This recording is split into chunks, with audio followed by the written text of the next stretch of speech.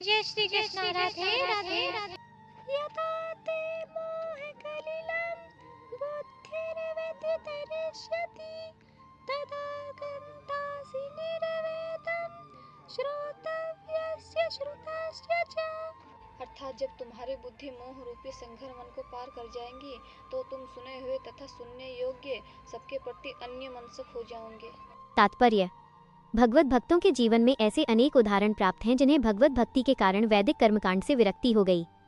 जब मनुष्य श्री कृष्ण को तथा उनके साथ अपने संबंध को वास्तविक रूप में समझ लेता है तो वह सकाम कर्मों के अनुष्ठानों के प्रति पूर्णतया अन्यमनस्क हो जाता है, भले ही वह अनुभवी ब्राह्मण क्यों न हो।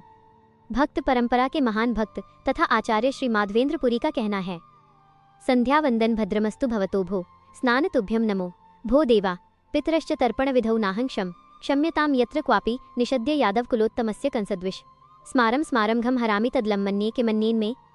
हे मेरी त्रिकाल प्रार्थनाओं, तुम्हारी जय हो। हे स्नान, तुम्हें प्रणाम है। हे देव पितृगण, अब मैं आप लोगों के लिए तर्पण करने में असमर्थ हूँ। अब तो जहाँ भी बैठता हूँ यादव कुलवंशी कंस के हंता श्री कृष्ण का ही स्मरण करता हूँ और इस तरह मैं अपने पापमय बंधन से मुक्त हो सकता हूँ। मैं सोचता हूँ कि यही मेरे लिए पर्याप्त है। वैदिक रस्में तथा अनुष्ठान यथा त्रिकाल संध्या, प्रात कालीन स्नान, पितृ तर्पण आदि नवदीक्षितों के लिए अनिवार्य हैं, किंतु जब कोई पूर्णतया कृष्ण भावना भावित हो और कृष्ण की दिव्य प्रेमा भक्ति में लगा हो तो वो इन विधि विधानों के प्रति उदासीन हो जाता है, क्योंकि उसे पहले ही सिद्धि प्राप्त हो चुकी होती है। यदि कोई परमेश्वर कृष्ण की सेवा करके ज्ञान को प्राप्त होता है तो उसे शास्त्रों में वर्णित विभिन्न प्रकार की तपस्याएं तथा यज्ञ करने की आवश्यकता नहीं रह जाती।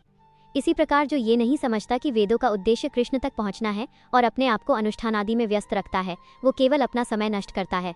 कृष्ण भावना भावित व्यक्ति शब्द ब्रह्म की सीमा या वेदों तथा उपनिषदों की परिधि को भी लांघ जाते हैं।